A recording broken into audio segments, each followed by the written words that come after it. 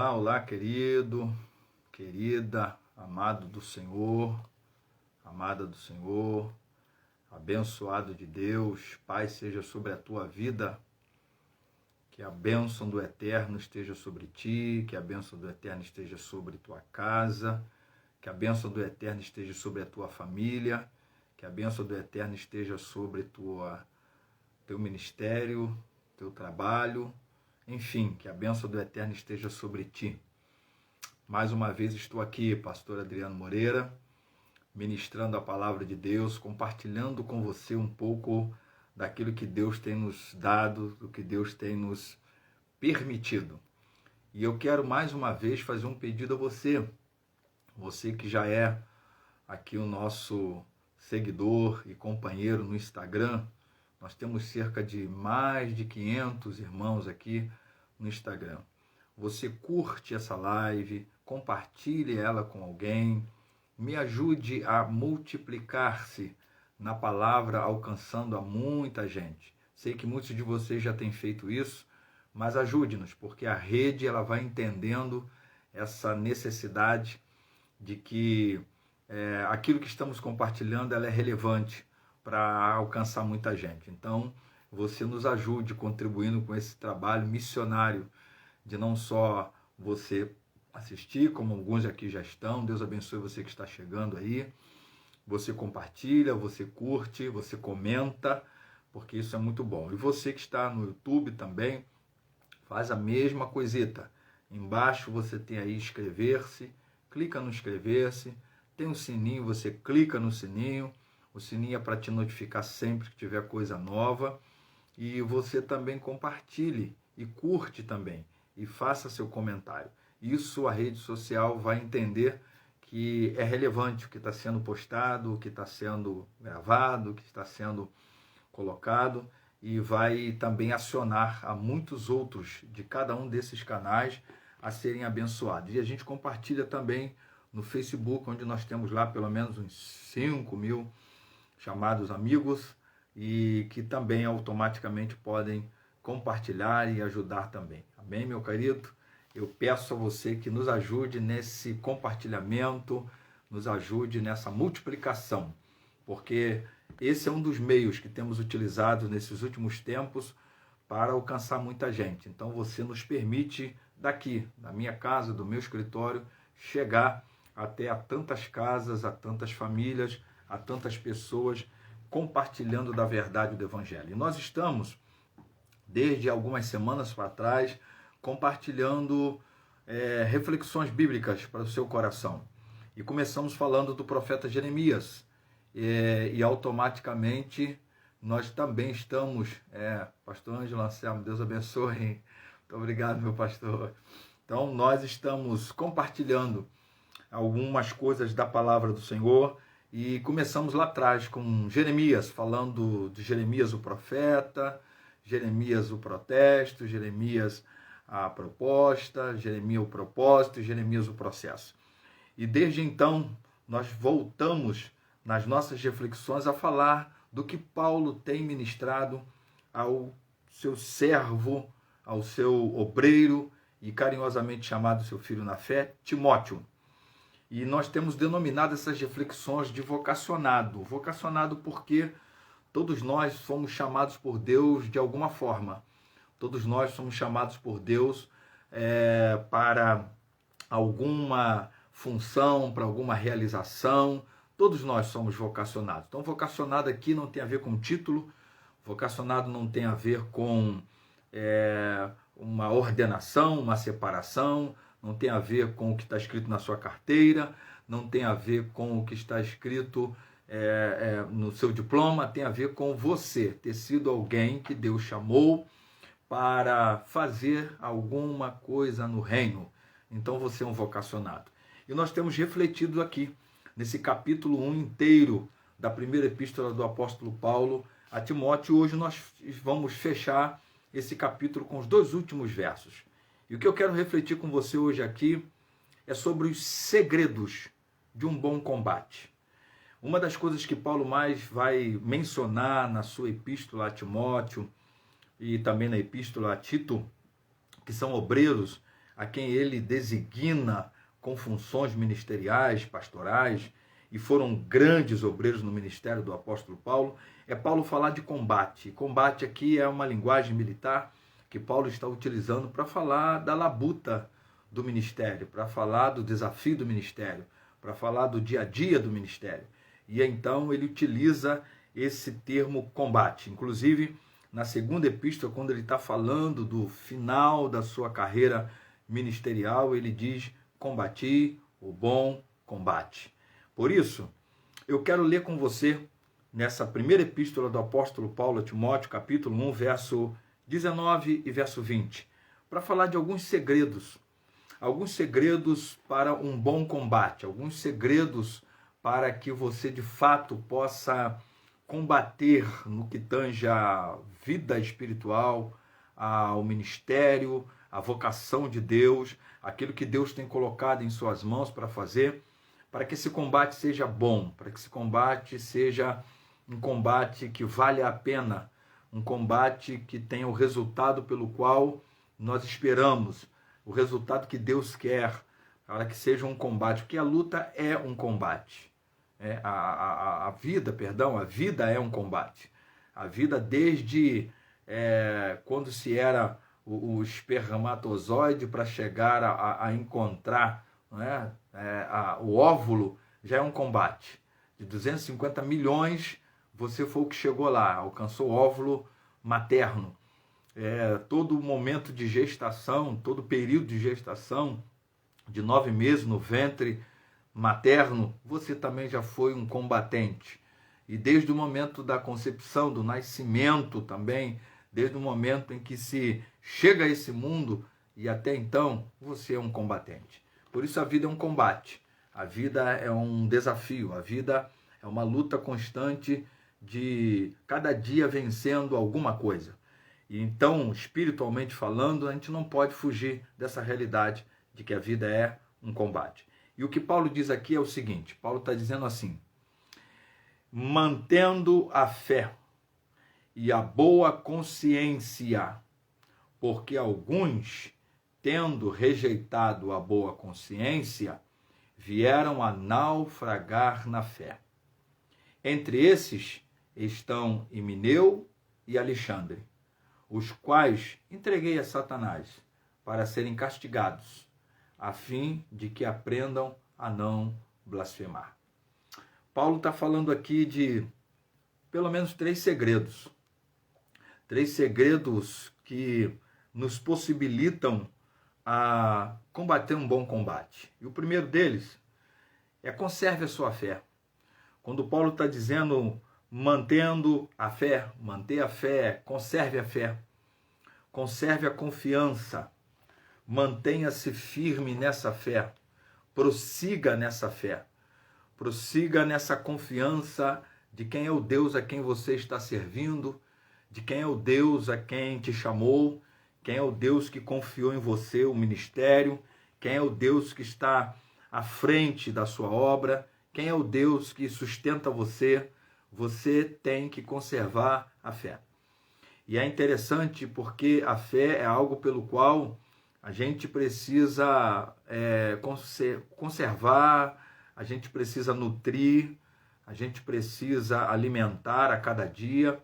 A fé é algo pelo qual a gente precisa regar sempre. Não quer dizer que, até porque, segundo a Escritura, a fé é a virtude que ela cresce e ela pode decrescer, ela pode aumentar e ela pode diminuir. Tanto que você encontra discípulos dizendo a Jesus: aumenta-nos a fé, acrescenta-nos a fé, e você vai encontrar vários textos das Escrituras falando dessa possibilidade da fé ser acrescida ou decrescida. Por isso que eu e você precisamos mantê-la, conservá-la. Esse é o segredo de um bom combate. O segredo de um bom combate é que essa fé seja mantida, seja conservada.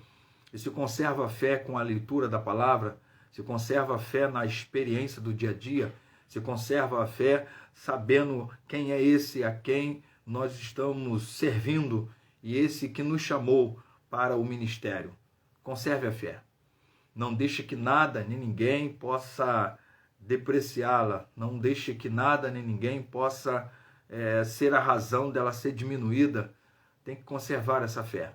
Tem que conservar essa fé com a oração, conserva-se essa fé com a alimentação da palavra todos os dias, conserva-se essa fé mantendo-se firme nessa caminhada do seu dia a dia na presença do eterno Deus. Segundo segredo que o apóstolo Paulo vai deixar aqui é que a gente tem que possuir, e eu também posso dizer preservar, uma consciência limpa. Uma boa consciência, porque ele vai dizer de boa consciência a consciência limpa. Uma consciência sem as manchas das dúvidas, sem as manchas do pecado, sem as manchas de incertezas, sem as manchas dos desejos e concupiscências do coração, uma consciência que não esteja sendo de maneira alguma bombardeada por qualquer coisa que a permita e que a conduza ao afastamento daquilo que Deus tem chamado você para fazer. A consciência tem de estar sendo renovada sempre. Paulo, quando diz aos Romanos capítulo 12, verso 2, que a gente não se conforma, não entra na forma desse mundo, mas a gente precisa ser transformados pela renovação do nosso entendimento. Nossa consciência precisa ser renovada sempre. A nossa consciência precisa estar consciente sempre, e consciente da verdade do Evangelho, consciente do Deus da verdade e da verdade de Deus. Essa consciência tem que estar purificada a cada dia. Essa consciência precisa estar limpa sempre. Essa consciência precisa estar caminhando na direção do Evangelho. É verdade que há laços do inimigo, há dardos inflamados do inimigo? Sim, Paulo já disse isso em Efésios capítulo 6. Esses dardos são que vêm para danificar a consciência, para manchar a consciência, para, de alguma forma, permitir com que essa consciência fique oscilante. E aí, quando Paulo está dizendo, mantendo a fé e a boa consciência. E é interessante que ele diz que muitos que não mantiveram essa boa consciência ou rejeitaram essa boa consciência, naufragaram na fé. Veja, para que eu possa manter e conservar essa fé, primeiro segredo, eu preciso do segundo, que ele esteja funcionando. Eu preciso que a minha consciência esteja renovada, a minha consciência esteja boa, a minha consciência esteja purificada, a minha consciência esteja firmada na verdade da palavra, essa minha consciência seja uma consciência do Evangelho, essa minha consciência seja uma consciência da verdade do Evangelho. Aí sim eu consigo conservar a minha fé. Mas Paulo vai falar de uma terceira coisa aqui. Ele vai dizer que eu tenho que fugir das más influências. Eu preciso fugir das más companhias. Eu preciso fugir daquilo que não me acrescenta. Eu preciso fugir daquilo que não me edifica. Porque ele aqui, especificamente, no caso de Timóteo, ele cita 2 obreiros, 2 pessoas que, infelizmente, foram más companhias. Infelizmente, foram daqueles que prejudicaram, de alguma forma, o ministério do próprio apóstolo Paulo. E Paulo chega a ser muito enérgico aqui e radical em dizer, entreguei a Satanás. Isso aqui significa dizer, não é essas orações de feiticeiros que você encontra por aí, não. Tem a ver com, eu apresentei a Deus essa situação e automaticamente toda a cobertura do meu ministério, todo aquele abraço, aquele afago que esses homens deveriam ter, eu me reservei de fazer. E deixei que eles ficassem entregues a si mesmos, entregues ao inimigo que de fato está utilizando-os para aquilo que eles estão fazendo. E é isso que ele está dizendo no verso 20. Entre esses, que é aqueles que naufragaram na fé, ele diz, estão Himeneu e Alexandre. E eu os entreguei a Satanás para serem castigados, a fim de que aprendam a não blasfemar. Ou seja, Paulo está dizendo, tudo aquilo que eu poderia fazer para ainda ajudá-los, eu deixei de mão, para que eles aprendam com os erros, para que eles aprendam com a própria disciplina daquilo que é consequência do que estão fazendo. Então, esse entregar a Satanás muitas vezes é deixar que se sinta a dor da consequência das ações. É mais ou menos como você dizer para uma pessoa não colocar a mão numa chapa porque a chapa está quente, e aquela pessoa teimosamente vai lá e coloca a mão naquela chapa. Então você precisa deixar um pouco aquela pessoa sentir a dor de uma mão que foi colocada numa chapa e que está quente. Tem que deixar um pouco às vezes. Sabe por quê? Porque muitas vezes há pessoas que só aprendem quando elas sentem a dor da desobediência, quando elas sentem a dor da consequência de não ter ouvido a voz da verdade, de não ter ouvido a voz da sabedoria, de não ter seguido os conselhos que deveria. Então, Paulo está dizendo assim, fuja das más influências. Paulo está dizendo para esse obreiro, que é Timóteo, conserve a sua fé e mantenha a sua mente limpa, a sua mente renovável, né, na presença de Deus, a sua consciência renovável diante do Senhor, e fuja das más influências. Olha, eu preciso dizer nesse último ponto aqui que eu me torno normalmente aquilo que tem a ver com as influências de minhas companhias. Eu preciso saber com quem eu ando. Eu preciso saber quem são meus parceiros da caminhada. Eu preciso saber com quem que eu estou dando as mãos para caminhar. E se eu estiver dando as mãos para caminhar com quem não acrescenta, só tem decréscimo na minha vida. Só tem coisa ruim. Eu só vou estar andando para trás ou então empacado. Agora, se eu estou seguindo Provérbios que diz, anda com os sábios e serás mais sábios, eu então estou escolhendo boas companhias. Você, pastor, você líder, você seminarista, você professor, você servo do eterno Deus. Se você quer lutar um bom combate, combater um bom combate, lutar uma boa luta na vida, no ministério, no dia a dia, tem que conservar a sua fé. Tem que manter a sua consciência limpa para que você não seja bombardeado com nenhuma mensagem contrária. Consciência renovada em Deus, consciência no Evangelho. Agora, tem que identificar que companhias são as companhias que têm estado contigo ou que você tem estado com elas. Que companhias são as companhias que estão contigo na caminhada. Porque essas companhias precisam ser aquelas que sejam boas influências e não más. Elas não podem ser essas companhias que estão naufragando na fé, que estão negando a fé, que estão se afastando da fé. Elas não podem ser companhias que estão te dizendo que tu não deve prosseguir, que não deve crescer, que não deve melhorar. Você precisa de companhias que sejam aquelas que sejam boas influências para você. Essa é a palavra de Deus para a tua alma hoje, a palavra de Deus para o teu coração. Nós estamos começando uma nova semana, hoje, segunda-feira, ainda que a semana comece no domingo, mas nós estamos, a partir de hoje, com mais um grupo de reflexões para essa semana, até a sexta-feira juntos, e eu peço a você que não só curta, alguns aqui já comentaram, comente também, nós vamos respondendo, pelo menos dar uma resposta a cada um de vocês. Tem pastores amigos aqui, tem seminaristas, tem alunos, tem companheiros na nossa caminhada. Deus abençoe você. E aí o nosso pedido continua sendo, você aqui do Instagram, que você não só curta, comente, compartilhe, abençoe. E você que está aqui com a gente, esteja com a gente também no canal no YouTube. Então você que está no YouTube também me ouvindo, porque nós vamos compartilhar essa mesma live lá. Você também se inscreva, também comente, também curta e você também compartilhe. Faça isso, nos ajude, porque dessa forma você está multiplicando-se com a gente a mensagem da palavra para chegar a tanta gente. Permita-me chegar a tanta gente, a tantos lares, a tantas pessoas de maneira especial. Que o Senhor te abençoe e até a próxima, assim querendo Deus, para a glória dele. Deus te abençoe, meu santo. Beijo no coração.